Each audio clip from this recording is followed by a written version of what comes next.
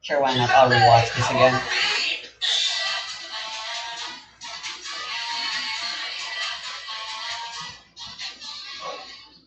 Back to the Monkey Karate Forgot.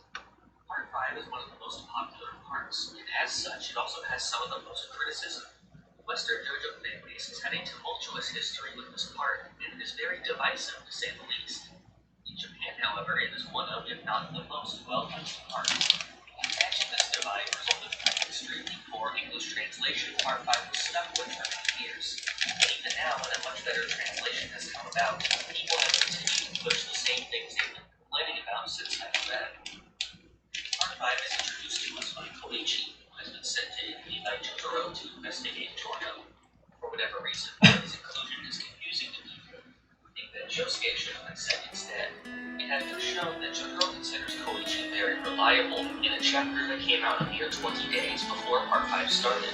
It is also directly Bruh, stated Part that 5 Jotaro started and just Koichi would be better 20 suited days for after Giorno Part without 4. being noticed. Back in Part 3, Jotaro experienced firsthand that he and Joseph could sense Jonathan's body nearby. If he or Joseph Araki were to really approach does never Giorno, take a break. it's very possible Part that 8 he and Part would 9 sense seems him like as the well. longest break time Some he's people ever have asked had. how Giorno got a hold of the spirit photograph that Joseph took of Dio. However, this is an error that exists only in the anime adaptation, since the manga uses a completely different picture. In Giorno's fight against Bruno, he uses an ability that involves overcharging a target with light energy.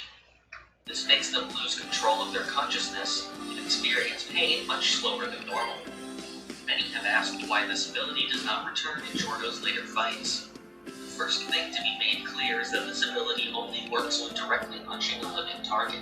It does not work on stance, which is directly shown in the fight with Black Sabbath, which is an automatic remote Let's stand. go. Where are we going now? I don't know.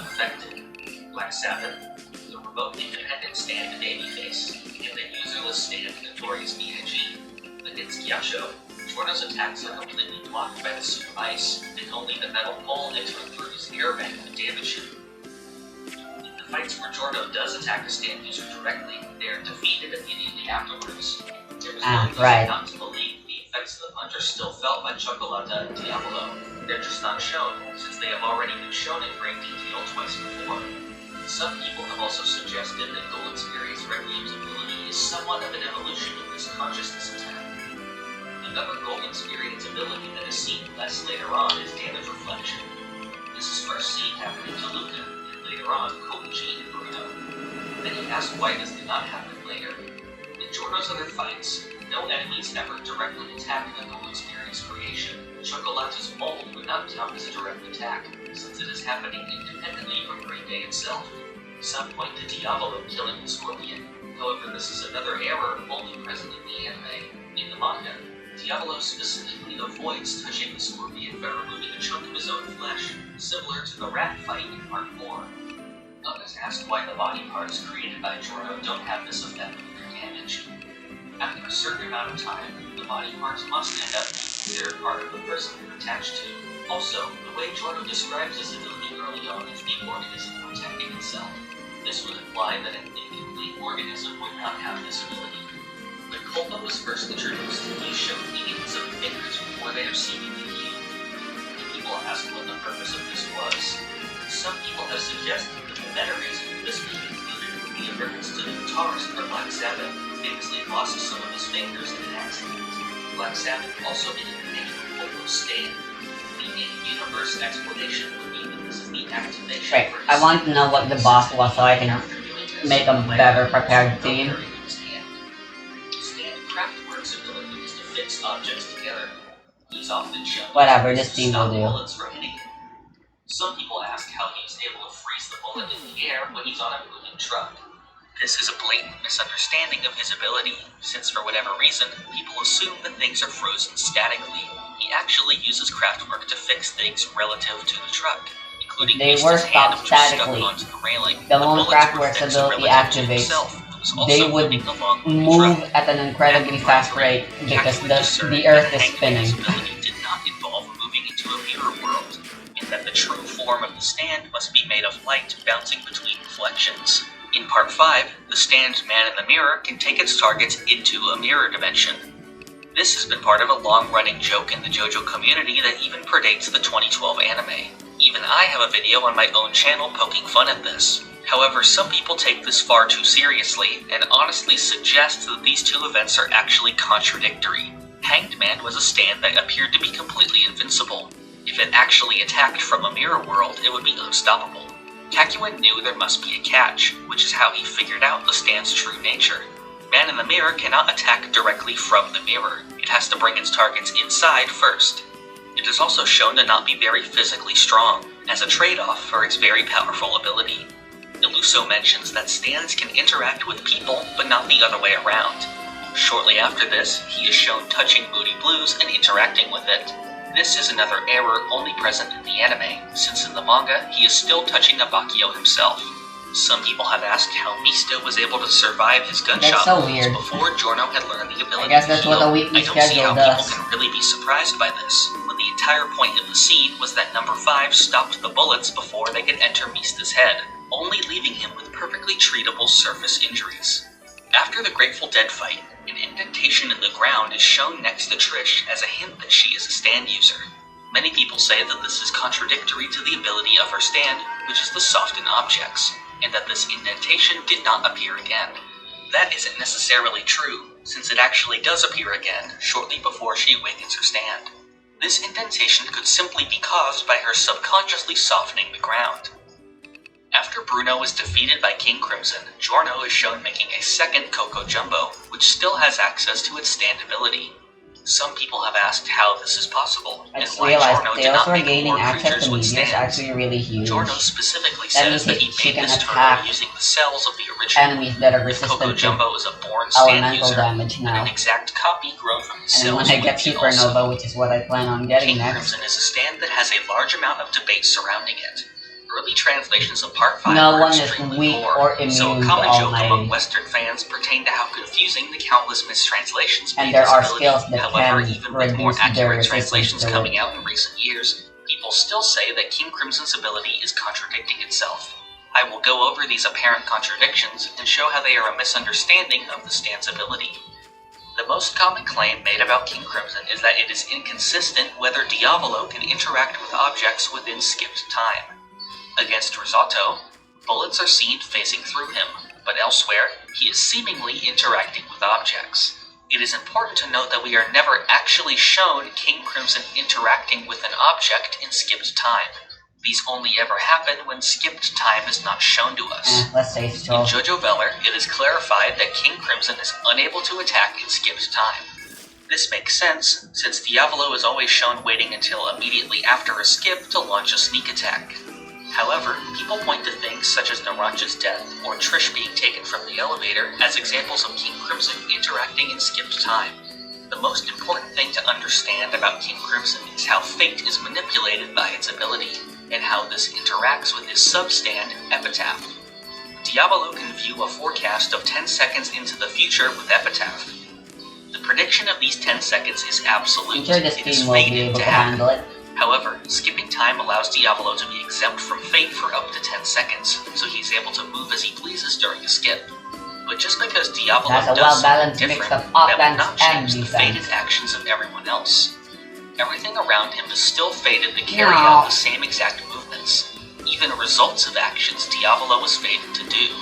This is how these various events are able to happen. Diavolo waits until Epitaph shows him a favorable prediction, and then skips time to allow this to happen with no risk to him afterwards. Epitaph being bound to fate prevents him from constantly abusing this, since Diavolo cannot control what will appear from Epitaph.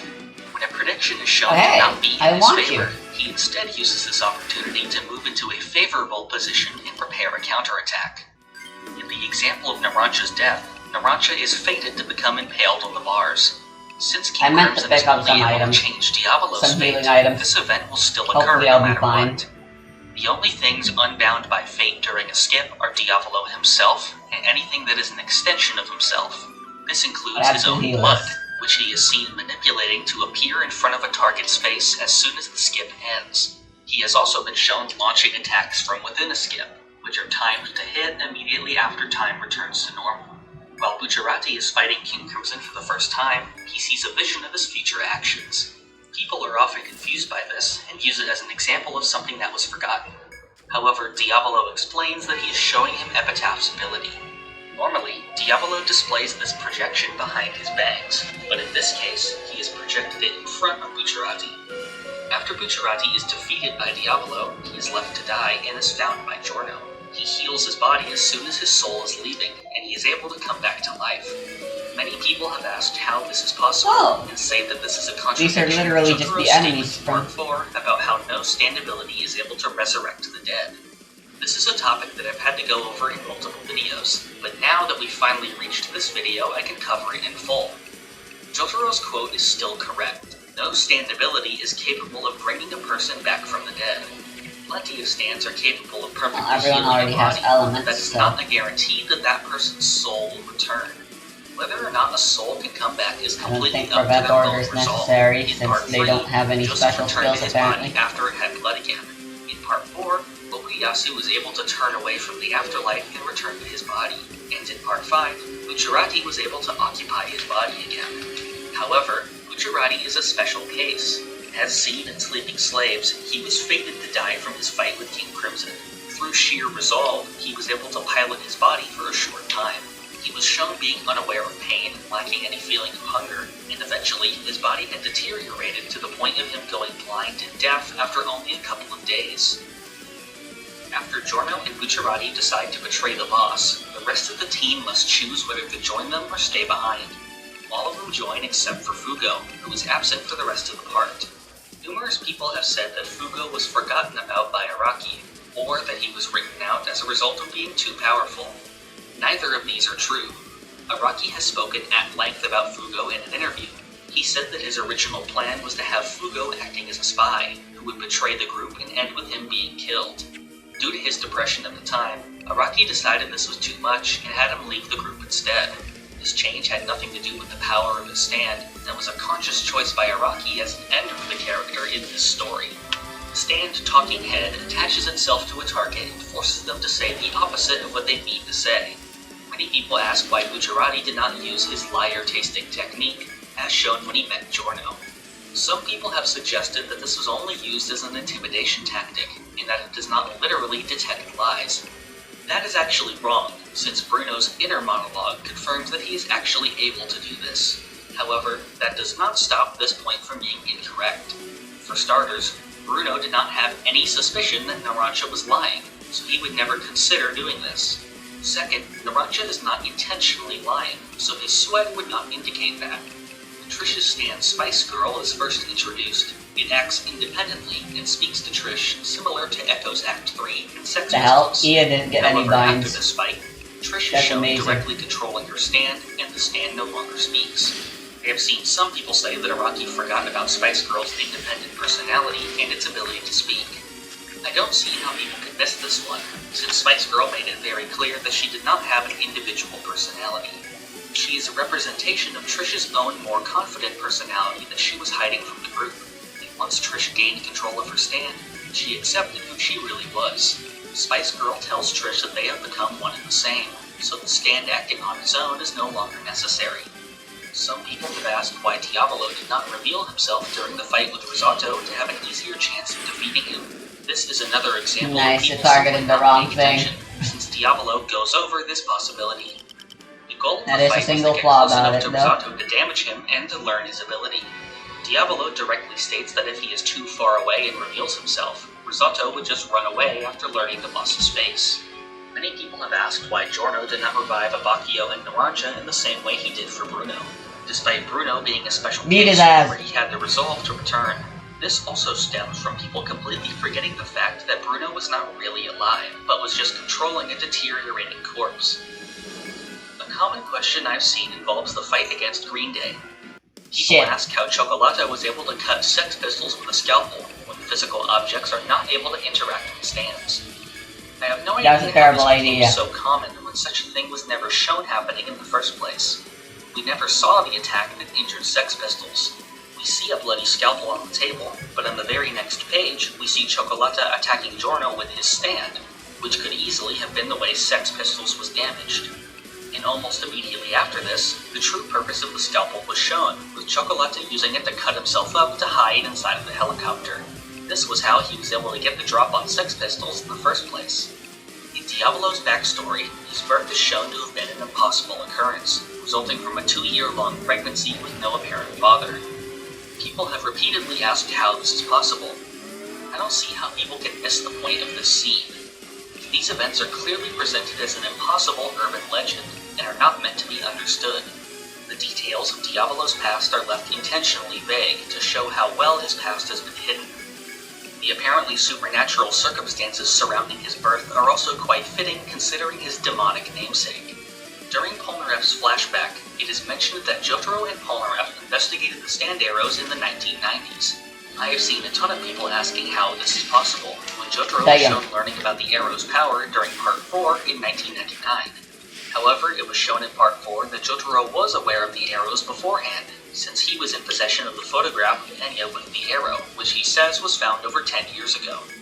Jotaro and Polnareff knew about the arrows back then, and they knew they must have some importance due to their relation to Enya and Dio, but he did not know about the arrow's power for sure until the events that occurred in Morio.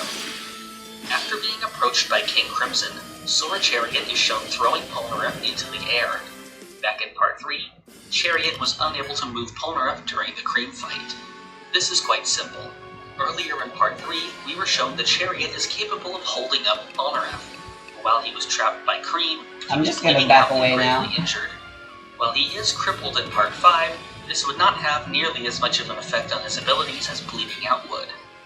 The final fight revolves around getting a hold of the arrow, which upon piercing a stand will cause it to become Requiem. In the end, Giorno pierces Gold Experience and evolves his stand. However, back during the fight with Black Sabbath, Gold Experience briefly touched the arrow, but did not become a Requiem stand. I have seen this used quite a lot as an example of something that was forgotten. Some people have suggested that only the arrow with the beetle on it introduced later can grant Requiem stands. While this is the only arrow ever shown doing this, I don't think this is a sufficient explanation, since it is never directly stated. So here's a better explanation. It was shown in all examples that the Requiem transformation does not occur immediately. For Silver Chariot, after pricking its finger on the arrow and beginning its transformation, Polnareff was able to reverse it by taking the arrow away fast enough. Later, King Crimson is shown briefly touching the arrow, and the same Requiem smoke effect is seen. But Bucciarati destroying Chariot Requiem's light caused King Crimson to turn ethereal, making the arrow drop through him. Even though he had touched the arrow, he did not become a Requiem stand. Only sustained contact between the arrow and a stand can awaken Requiem. And that was everything for Part 5. While there were not as many topics as some of the previous parts, there was such a large amount to say about some of them that this video will still be close to the others in length. As with previous parts, Part 5 had an influx of new criticisms after the anime adaptation came out, including ones that are completely based on anime-only additions or changes. For the next video in this series, every topic will have to be taken from the manga. However, there's still going to be quite a lot to talk about. Join me next time when I debunk Araki Forgot in Part 6. If you want to be updated on progress of new videos, or to leave suggestions, join the Hammond like I would anyone else. Yeah, but she's unwilling to. Thank you for watching. This is the part of the video where I thank my $5 and $10 be normal patrons. to us. Thank you, Norton the Lich. Plus, she's a murderer, so I'll continue treating her as such. Thank you, Boat Girl. Thank you, Laura. Thank you, Nax. Thank you, Insane Penguin. And thank you, Mr. Mister.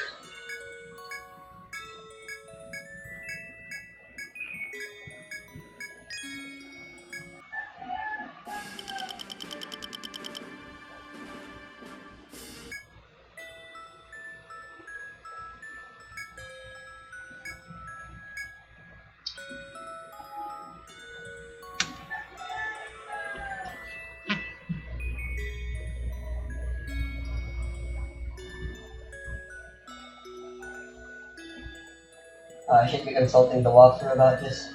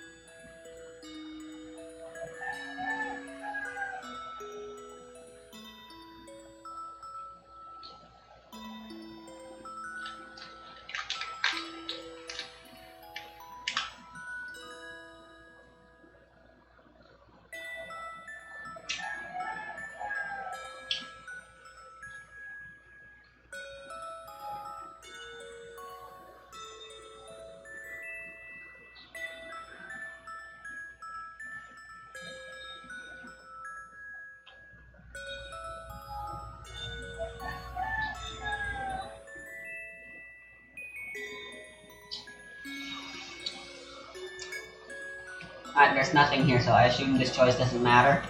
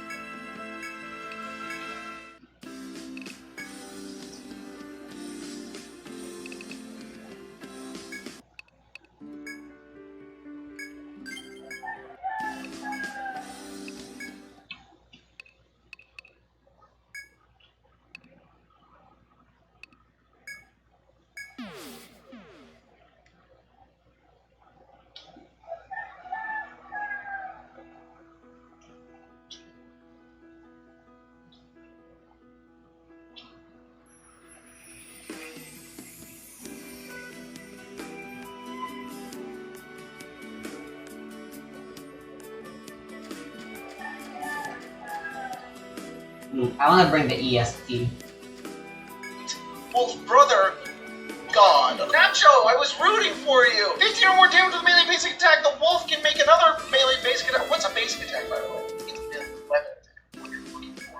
That's kind of a cool ability idea, though. Being like, if you do enough damage, then you get like an extra attack. There's something in there, Nacho. I know there is. Okay, so when we ascend at 15th level, we wear the armor of the wolf, which grants you plus 5 AC.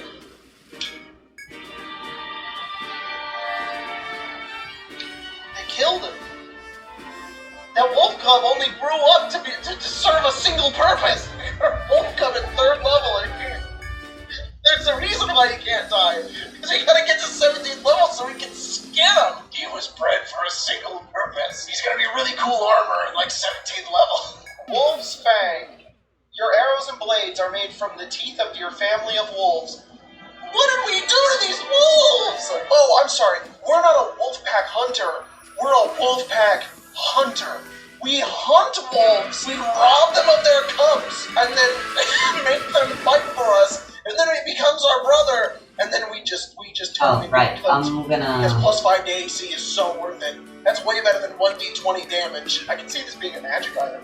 I don't know about subclass. All right, we got Godfallen by Locus Hydra. Sorcerer, a true passion. At 1st level, you feel your body move before your mind does. That's not good. You can fight anything you can get your hands on. I don't think I need D&D to tell me that. I think I can fight anything I get my hands on. Anything I get my hands on. Don't get me near that cup, dude. Don't put that cup in my hand. I'm gonna... Sorry, man. I'm cursed to fight anything I get my hands on. Foresight. At 1st level, you can add 2 to your dex roll. It's the manifestation of the roll of my dexterity. How quickly I feel, alright? Whenever I feel really fast, I get to add a +2. Blade Lock. At 5th level, you have an ability to stun an opponent for as long as you lock blades. That's kind of cool. For Sorcerer, a little weird. For Sorcerer, not really using swords, that's a little strange. I think that's where True Passion is supposed to come in. I think the idea here is that I'm supposed to, anything I get my hands on I can fight with. And then I get +2 to dex. You know what? And then when I lock blades, I can stun. See, I'm working out the idea here. I know that there's an idea in here somewhere that's cool. It's just been written by a 7-year-old. Spell Mash. At 10th level, you can fire all use and unused spells in 1 turn hitting 1 or more opponents. Just every single spell I have, I can fire it all at once. Just Dispel Magic, Shocking Grasp, Burning Hand, Scorching Ray, Chaos Bolt, Shield, Soul Warp. At 20th level, you are able to teleport from place to place, giving you jump on the enemy. Oh, the enemy, yes. So long as you consider everyone your enemy, fallen from God with +2 to dex roll, you can jump from enemy to enemy. Just jump from place to place, so long as you're next to somebody you consider enemy. So the real strap right here is to consider everybody your enemy. Teleport anywhere you want. No limit on sight, no limit on range. Enemy? Okay. You can get beef with somebody from halfway across the world and just show up and then clash blades. You gotta give them the sword first, though. You're gonna have to turn it in. Can you hold this? They're like, what? What's going on? Ding! 35 scorching rays, 35 burning hands, 35 fireballs, 35 chaos bolts, 35 shocking grasps. The rest of them fucking so. Where are you going? Why are you teleporting? And you're like, stop! I'm doing something! Zoomer 2209. I think I'm a Ooh, Zoomer. look at this. I'm a okay. The Zoomer is the most agile archetype from Rogue. Okay, not that kind of Zoomer. Different kind of Zoomer. The Zoomer is the most agile archetype from Rogue. What a bold claim. This one is the most agile because I wrote it. It can take fast and high dashes and jumps, climb, and swim very fast. Convenient, no. Speed boost. At 3rd level, you have your speed doubled. Whenever you grow up 2 levels, sorry, grow up. We're counting levels with age now. I know some people do that as like a funny thing on Twitter. They're just like, level 22 now. I'm actually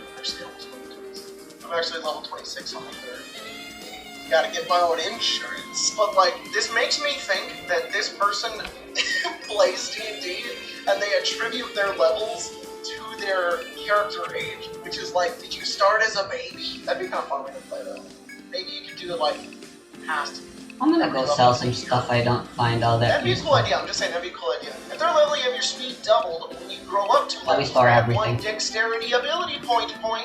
You have advantage in any dexterity rolls involving acrobatics and strength rolls involving athletics. Yeah, that made sense. Actually, there's a few All the typos, jars, but I mean, they're it makes kinda sense. useless to me. Speed of Thunder. At 9th level, as a bonus action, you can run into your opponent and cause 1d4 damage without attack roll. After this, you return to your original position before the bonus action. That's a cool ability.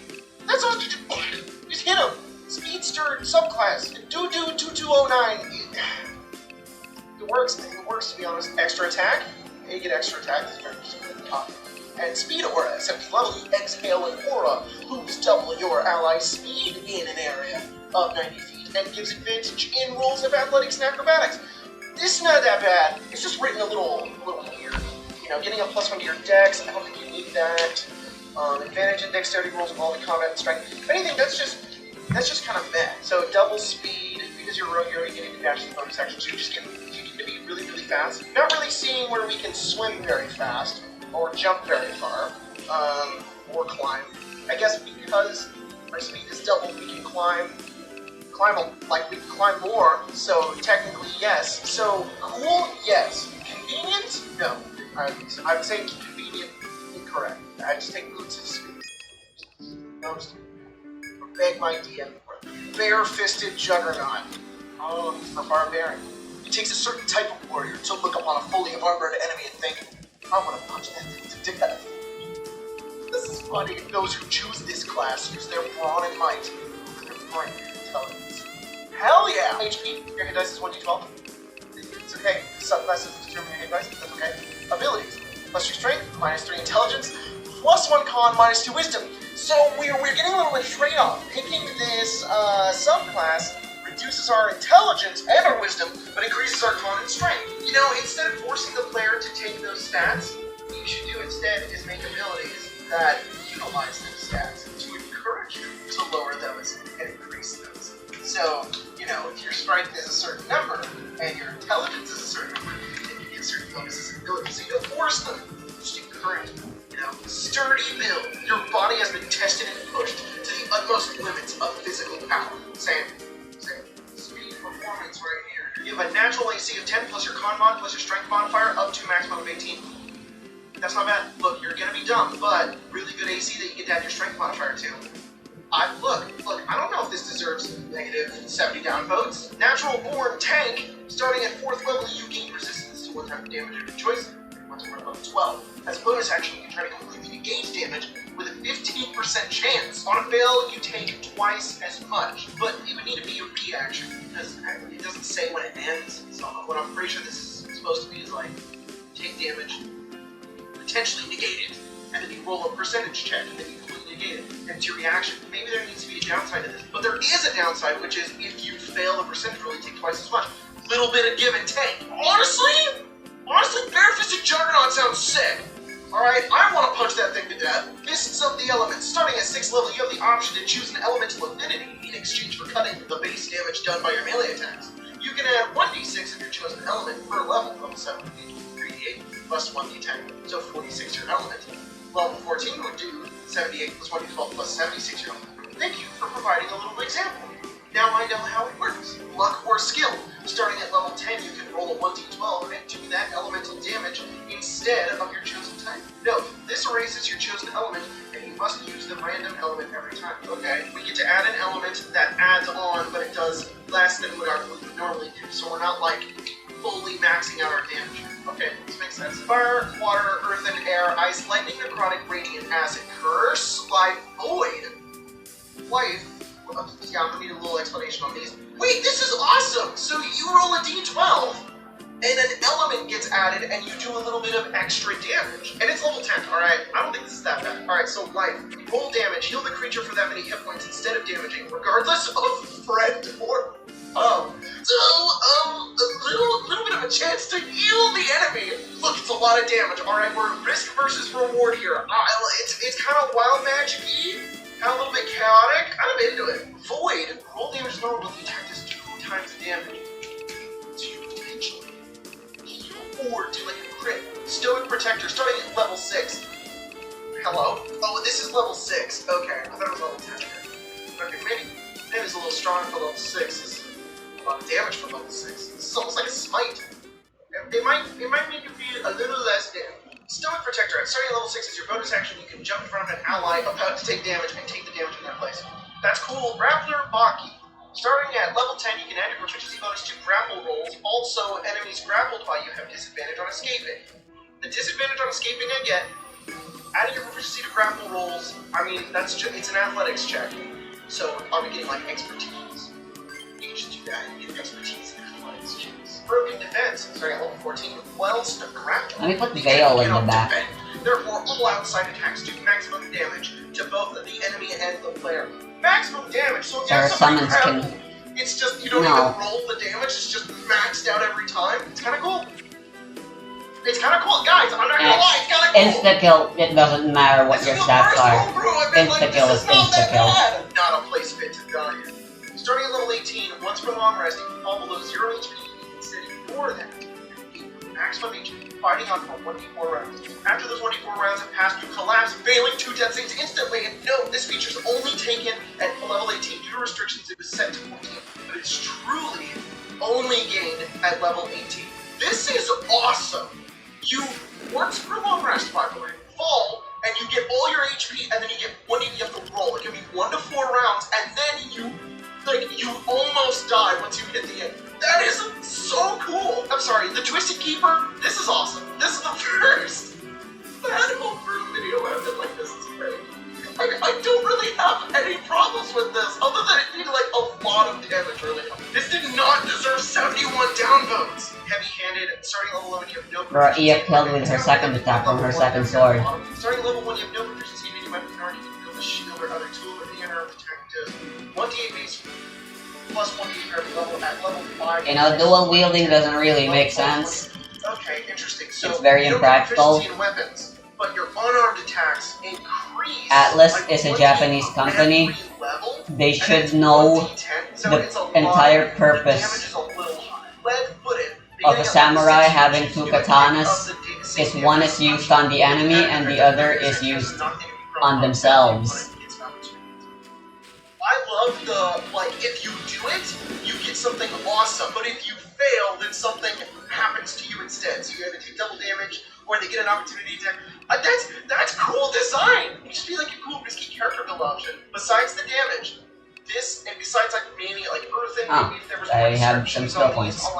And maybe if they did special effects of some kind, so like lightning, maybe ice slows them down, maybe air pushes them back, maybe Earthen knocks them prone, maybe water makes them more susceptible to lightning damage, maybe fire just does a little more damage or burns them. I don't know. Maybe there was something more with the elements, you did less damage. I think this is awesome. It could also be cool if like maybe your hit dice was a d10, so the subclass did change your hit dice because you're getting such a high AC. Barbarian, master of anything. But we can only go up from here, okay? This one has more down boosts, but also more up boosts. Master of anything. Guess what that means? Literally anything. I love when the writer's voice just comes through in the description. Master of anything. Guess what that means? Literally anything. You can learn anything you want, fam. Let's learn some stuff. At 3rd level, you gain 2 skill proficiencies and 1 expertise. Proficiency with any weapon. That's how you're supposed to read this in class.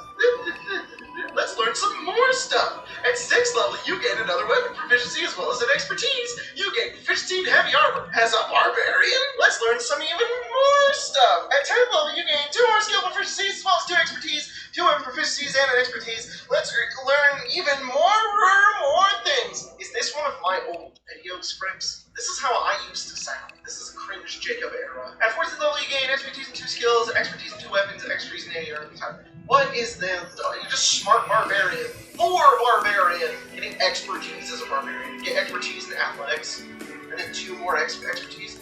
Why did we separate this? You get expertise in a weapon at 10th level? Alright, our final one here is Order of the Blade.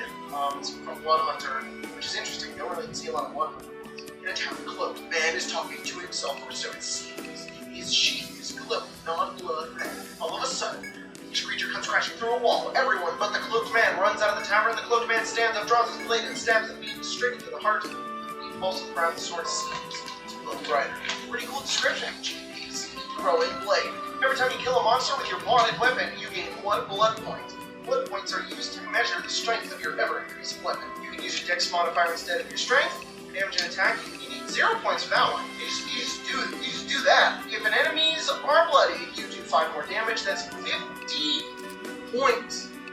If you kill 50 monsters, you do 5 more damage. That's a lot of monsters. Maybe lower it. I like the idea of like doing things in a game in order to like unlock more abilities, but 50's a lot. 3, if you're lower than half health and you roll a 1 on attack roll again. 100! You kill 100 monsters and you just get a reroll? If I killed 100 monsters, I better be critting every hit. 4, during a long or short rest, you can deal 5 damage to yourself, and if your next 3 attacks, you do 1d6 necrotic damage. 300! Bloodhunter is already not that great. You didn't have to make it worse like this. 1d6! You do 5 damage to yourself, and then for the next 3 you do 1d6? I really thought these would just be more overpowered. If anything, these are just so underpowered. Guys, you can be stronger than this, and word your sentences correctly. 5, you can use feature 4 once as a bonus action 3 turns after the last of the 3 attacks. I'm not even going to try to understand that. It doesn't even have points. Infinite kills. I don't know. You gotta be Aurora or something. You gotta be one of those monsters that can move like across the planet. Blood knowledge. The DM must tell you if a monster is bloody. Bruh. What a good way to end the video. It's a perfect turn. A turn that is a whole new turn that is not explained. The ability just very simply being like the DM has to do this. Just call the action for the DM. DM has to abide by these rules. And a misspell. I couldn't ask for anything more.